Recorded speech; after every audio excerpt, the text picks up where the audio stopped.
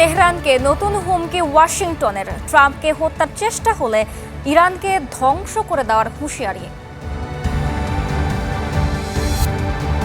জাপানে শক্তিশালী টাইফুন বাভির আঘাত, দক্ষিণ পশ্চিমাঞ্চলে সর্বোচ্চ সতর্কতা, বিমান চলাচল ব্যাহত।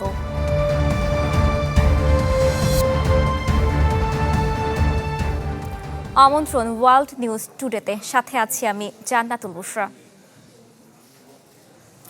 ইরানকে নতুন হুমকি দিয়েছে মার্কিন প্রেসিডেন্ট ডোনাল্ড ট্রাম্প। তিনি বলেছেন, ইরান যদি তাকে হত্যা পরিকল্পনা বাস্তবায়ন করতে চায় তাহলে দেশটিকে সম্পূর্ণ ধ্বংস করে দেওয়া হবে। এদিকে হরমুজ প্রণালীতে জাহাজ চলাচলে কোনো হামলা করা হবে না। ইরানের কাছে প্রকাশ্যে এমন অঙ্গীকার চায় মার্কিন যুক্তরাষ্ট্র। তবে এই আহ্বান নাকচ করে দিয়েছে তেহরান। জন্মস্থান মাশহাদে সমাহিত করা হয়েছে আয়াতুল্লাহ আলী খামেনিকে। 6 দিন ধরে নজিরবিহীন শোকানুষ্ঠানের সাক্ষী হয়েছে বিশ্ব। এই শেষ বিদায় সমবেত হওয়া অনেক ইরানিকেই স্লোগান দিতে শোনা যায় মার্কিন প্রেসিডেন্টকে হত্যার। হাতে ছিল ট্রাম্প বিরোধী ব্যানারও। এ বিষয়টি ডোনাল্ড ট্রাম্পের নজর এড়ায়নি। তা বোঝা গেল ট্রুথ সোশ্যালে দেয়া পোস্টে, যেখানে ট্রাম্প বলেছেন ইরানের দিকে হাজার হাজার ক্ষেপণাস্ত্র তাক করে রাখা আছে। ইরান সরকার যদি তাকে হত্যার হুমকি বাস্তবায়নের চেষ্টা করে তাহলে দেশটির সব অঞ্চল সম্পূর্ণ ধ্বংস করে দেবে যুক্তরাষ্ট্র। এদিকে যুক্তরাষ্ট্র চায় হরমুজ প্রণালী জাহাজ চলাচলের জন্য উন্মুক্ত থাকবে, হবে না হামলা। ইরান প্রকাশ্যে এমন ঘোষণা দিক, তবে তেহরান এ ধরনের ঘোষণা দিতে অস্বীকৃতি জানিয়েছে। বরং তেহরান বলছে হরমুজ প্রণালী তাদের নিয়ন্ত্রণেই থাকবে এবং সেখানে চলাচলকারী জাহাজের কাছ থেকে ফি আদায়ের অধিকারও তাদের রয়েছে।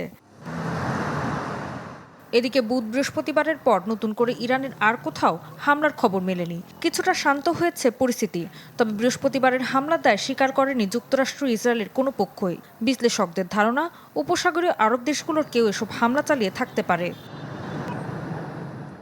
ঋতু সাহা, চ্যানেল 24। যুক্তরাষ্ট্র ইরানে তাদের সামরিক অভিযান শেষ করার ঘোষণা দিয়েছে, কিন্তু সেই ঘোষণার কয়েক ঘন্টার মধ্যেই আবারও ইরানের বিভিন্ন এলাকায় রহস্যজনক বিমান হামলার দায় এখন পর্যন্ত কেউ স্বীকার করেনি। ফলে নতুন করে প্রশ্ন উঠেছে, ইরানকে লক্ষ্য করে আর কে অভিযান চালাচ্ছে? খামেনির দাফনের প্রস্তুতির মধ্যেই দক্ষিণ ইরানের বুশাহের, সিস্তান, বেলুচিস্তান, আহবাজ, চাবাহার সহ কয়েকটি এলাকায় বিস্ফোরণ ও বিমান হামলা। ইরানে মার্কিন সেন্ট্রাল কমান্ডের অভিযান শেষ করার ঘোষণা দেওয়ার পরও এসব হামলা হয়, কিন্তু পরবর্তীতে হামলাগুলোর বিষয়ে কোনো মন্তব্য করেনি ওয়াশিংটন। এদিকে নতুন হামলার জবাবে বাহরাইন, জর্ডান, কুয়েত ও কাতারের দিকে ক্ষেপণাস্ত্র ছোড়ে ইরান। কুয়েতে অন্তত একজন আহত হওয়ার খবর পাওয়া গেছে। মার্কিন প্রেসিডেন্ট ডোনাল্ড ট্রাম্প জানিয়েছেন, অন্তর্বর্তী যুদ্ধবিরতি কার্যত শেষ হলেও স্থায়ী সমাধানের লক্ষ্যে ইরানের সঙ্গে আলোচনা চালিয়ে যাবে যুক্তরাষ্ট্র। অন্যদিকে ইরানের পার্লামেন্টের জাতীয় নিরাপত্তা কমিটির সদস্য ইসমাইল কাউসারির অভিযোগ, সাম্প্রতিক মার্কিন হামলার নেপথ্যে সহায়তা করেছে সংযুক্ত আরব আমিরাত। এর জন্য আমিরাতকে মূল্য দিতে হবে এমন হুঁশিয়ারিও দিয়েছেন তিনি। যদিও যুদ্ধের শুরুর থেকেই এমন অভিযোগ অস্বীকার করে আসছে উপসাগরীয় দেশগুলো। ইরান যুক্তরাষ্ট্র উত্তেজনার আরেকটি কেন্দ্র হয়ে উঠেছে হরমুজ প্রণালী। বিশ্বের জ্বালানি পরিবহনের অন্যতম গুরুত্বপূর্ণ এই নৌপথের একক নিয়ন্ত্রণ দাবি করছে ইরান। বিপরীতে যুক্তরাষ্ট্র ও উপসাগরীয় দেশগুলো বলছে হরমুজ আন্তর্জাতিক জলপথ এবং তা সব দেশের জাহাজ চলাচলের জন্য উন্মুক্ত থাকতে হবে। এদিকে ইসরায়েলের প্রতিরক্ষামন্ত্রী ইসরায়েল কাট জানিয়েছেন, প্রয়োজন হলে আবারও ইরানের বিরুদ্ধে সামরিক অভিযান চালাতে প্রস্তুত রয়েছে তাদের বাহিনী। সব মিলিয়ে যুদ্ধবিরতির আলোচনা চললেও মধ্যপ্রাচ্যের পরিস্থিতি এখনও অত্যন্ত অস্থির। নতুন এই রহস্যময় বিমান হামলা সেই অনিশ্চয়তাকেই বাড়িয়ে দিয়েছে কয়েক গুণ। রাখি জেসমিন, চ্যানেল 24। জাপানে আছড়ে পড়তে শুরু করেছে শক্তিশালী টাইফুন বাভি। দেশটির দক্ষিণ পশ্চিমাঞ্চলে জারি করা হয়েছে সর্বোচ্চ সতর্কতা। জাপানের আবহাওয়া বিভাগ বলছে, সাম্প্রতিক বছরের সবচেয়ে বিধ্বংসী ঝড়গুলোর একটি হতে পারে এটি। ইশিগাকি দ্বীপে বাতাস বইছে ঘন্টায় 162 কিলোমিটার বেগে। ঝড়ের কারণে বিমান চলাচলও ব্যাপকভাবে ব্যাহত হয়েছে। প্রতিবেশী তাইওয়ানের সর্বোচ্চ সতর্কতা জারি করা হয়েছে। উত্তর ও পূর্বাঞ্চলের অনেক এলাকায় ঘোষণা করা হয়েছে সরকারি ছুটি। আগামীকাল ভোরে টাইফুন বাফি চীনের পূর্বাঞ্চলের ওয়ানশো শহরের কাছে আঘাত হানতে পারে।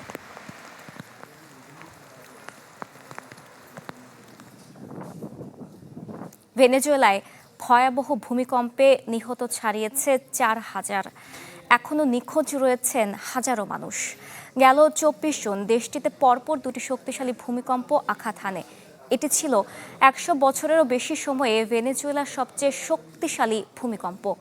এতে এ পর্যন্ত 4,118 জনের মৃত্যুর খবর জানিয়েছে কারাকাস সরকার। আহত হয়েছেন 16,740 জন।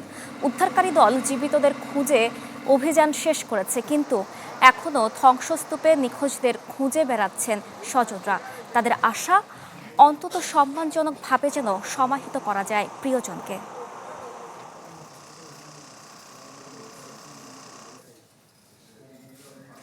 যুক্তরাষ্ট্রে বর্তমানে প্রতিদিন গড়ে 1200 মানুষ নতুন করে মিলিয়নিয়ার বা কোটিপতি হচ্ছেন। ইউবিএস এর তথ্য বলছে 2025 সালে দেশটিতে নতুন কোটিপতির তালিকায় যুক্ত হয়েছেন 4,40,000 মানুষ, যা ওই বছর বিশ্বজুড়ে তৈরি হওয়া মোট মিলিয়নিয়ারের অর্ধেক। এই বিপুল সম্পদ বৃদ্ধির নেপথ্যে বেতনের চেয়ে বড় ভূমিকা রেখেছে শেয়ার ও বন্ডের মতো আর্থিক সম্পদের মালিকানা। আমেরিকায় চলছে কোটিপতি হওয়ার মহোৎসব। পরিসংখ্যান বলছে গত এক বছরে দেশটিতে যত মানুষ মিলিয়নিয়ার হয়েছে তা বিশ্বের অন্য যে কোনো প্রান্তের চেয়ে কয়েক গুণ বেশি। বর্তমানে যুক্তরাষ্ট্রে 7 অঙ্ক বা তার বেশি সম্পদের মালিক রয়েছে 2,36,00,000-এরও বেশি। দ্বিতীয় অবস্থানে থাকা চীনের মিলিয়নিয়ারের সংখ্যা মাত্র 53 লাখ, যা আমেরিকার তুলনায় 4 গুণেরও কম। বিশ্লেষকরা বলছেন এই অবিশ্বাস্য সমৃদ্ধির মূল চাবিকাঠি তাদের বিনিয়োগ পদ্ধতি। ইউবিএস এর তথ্য মতে দেশটিতে মোট সম্পদের 79% আসে স্টক মার্কেট ও বন্ড থেকে, অর্থাৎ কেবল কঠোর পরিশ্রম বা মাসিক বেতনের উপর নির্ভর না করে যারা সম্পদে বিনিয়োগ করেছেন তারাই এই তালিকায় স্থান করে নিয়েছে। বিশেষ করে শেয়ার বাজারের সাম্প্রতিক ঐতিহাসিক উত্থান এই সম্পদ বৃদ্ধিতে বড় নিয়ামক হিসেবে কাজ করেছে। তবে মুদ্রার উল্টো পিঠও আছে। গত 5 বছরে মার্কিনীদের গড় সম্পদ 10% বাড়লেও সাধারণ মানুষের মধ্যম সম্পদ কমেছে দ্বিগুণ। অর্থাৎ নতুন কোটিপতি হওয়ার জয়যাত্রা মূলত সমাজের ওপরতলার নির্দিষ্ট কিছু মানুষের মধ্যেই সীমাবদ্ধ। ধনী ও দরিদ্রের এই ব্যবধান সত্ত্বেও বিশ্ব অর্থনীতিতে সম্পদ সৃষ্টির কেন্দ্রবিন্দু হিসেবে নিজেদের অবস্থান আরও সুসংহত করছে Washington. Iftekhar Alam, channel 24। Malaysian একটি অবৈধ বিলাসবহুল ক্লাবে অভিযান চালিয়ে বাংলাদেশি সহ অন্তত 52 জনকে আটক করেছে দেশটির ইমিগ্রেশন বিভাগ। শনিবার ভোর রাতে অপস গেগার নামে এই অভিযানটি পরিচালিত হয়। ক্লাবটি রাজধানী কুয়ালালামপুরের চেরাসের তামান লেংসেন এলাকায় অবস্থিত।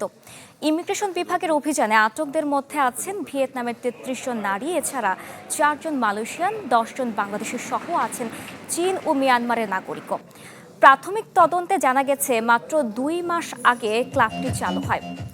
সেখানে 6 ঘন্টার একটি প্যাকেজের জন্য 1300 রিঙ্গিত নেওয়া হতো। ক্লাবটিতে অভিযান চালানো হলে পালানোর জন্য একটি গোপন পথও তৈরি করা হয়েছে।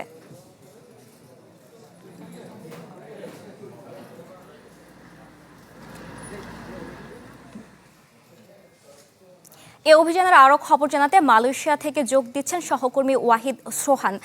সোহান, অভিযানটির কি সর্বশেষ কি পরিস্থিতি? আমরা জানি যে আমাদের প্রধানমন্ত্রী কিছুদিন আগেই মালয়েশিয়া সরকারের সাথে কিছু চুক্তিবদ্ধ হয়েছেন, আর এখনকার এই পরিস্থিতি সেই চুক্তিগুলোতে কি প্রভাব ফেলতে পারে?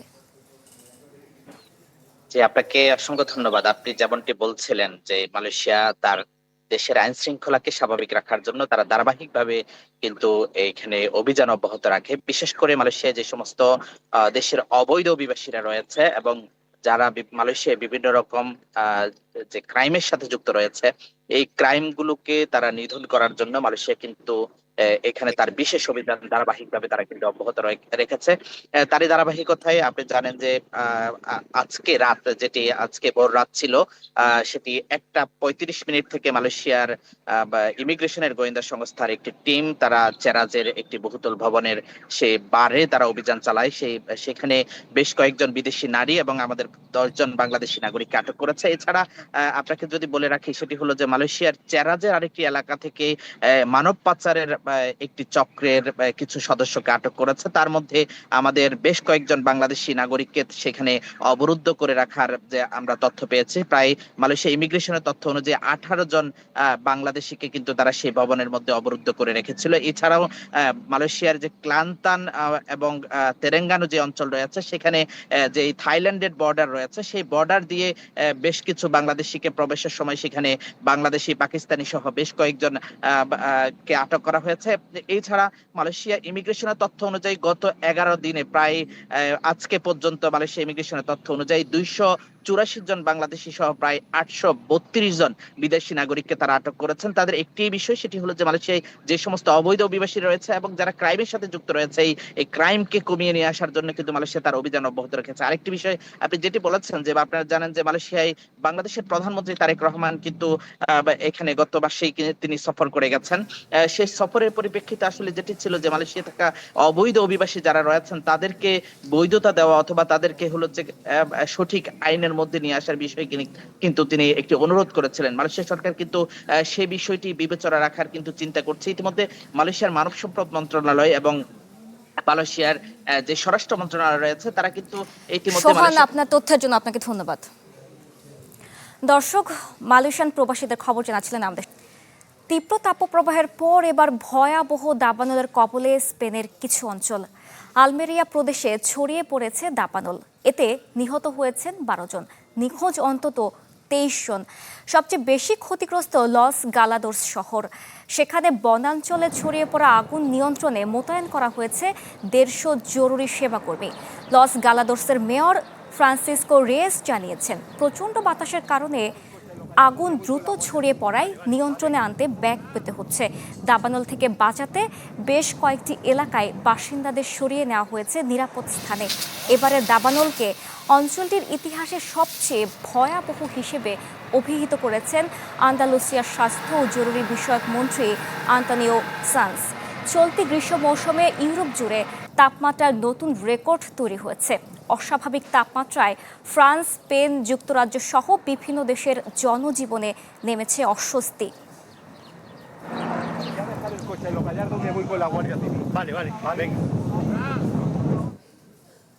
তীব্র তাপপ্রবাহ ও ভয়াবহ দাবানলের খবর জানাতে স্পেন থেকে যুক্ত হচ্ছেন সহকর্মী তৌফিকুর রহমান। তৌফিক, দাবানল আর তাপপ্রবাহের সর্বশেষ কি তথ্য আছে আপনার কাছে, আমাদের জানাবেন।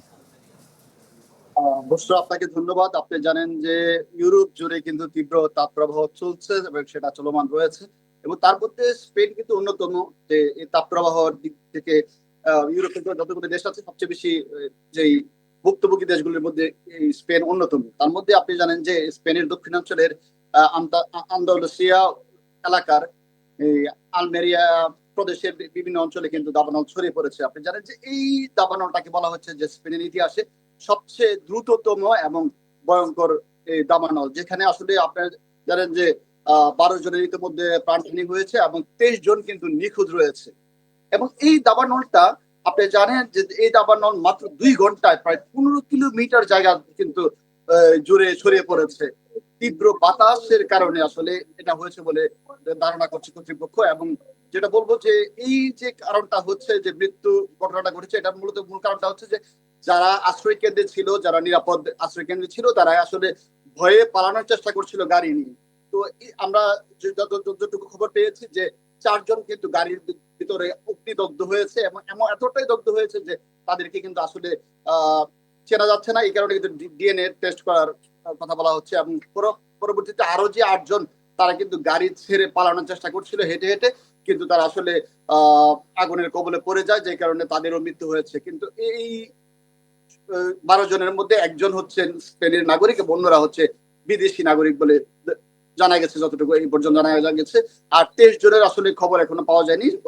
এখনো পর্যন্ত কিন্তু উদ্ধার কর্মীরা এই দেশ জনের খোঁজ খবর করার চেষ্টা করছেন। এবং আমরা যেটা বলবো যে এর জন্য কিন্তু সরকার আসলে ব্যাপক কর্মসূচি গ্রহণ করেছে। এখানে কিন্তু সামরিক নিরাপত্তা ব্যবস্থার জোরদার করা হয়েছে এবং আপনি জানেন যে 500-ও বেশি দমকল কর্মী কিন্তু ওখানে কাজ করছে আগুন নিয়ন্ত্রণে আনার জন্য, যদিও এখন পর্যন্ত আগুন নিয়ন্ত্রণে আনা যায়নি।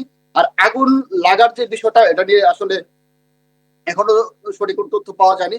তবে ধারণা করা হচ্ছে যে ওখানে একটা বিদ্যুতের তার খোলা ছিল বা ছেঁড়া ছিল, ওই বিদ্যুতের তার থেকে অগ্নিমাদের শুরু হতে পারে বলে ধারণা করা হচ্ছে এ পর্যন্ত। কিন্তু বিদ্যুৎ কর্তৃপক্ষ বলছে যে আসলে এই তারটাতে আসলে কারেন্ট ছিল না, এর কারণে আবার নতুন করে আসলে তদন্ত চলছে। মনে করা হচ্ছে যে যেহেতু ওই অঞ্চলে প্রায় 42 ডিগ্রি সেলসিয়াস তাপমাত্রা ছিল, এতে করে শুকনো পাতা থেকে আগুন লেগে যেতে পারে বলে ধারণা করা হচ্ছে।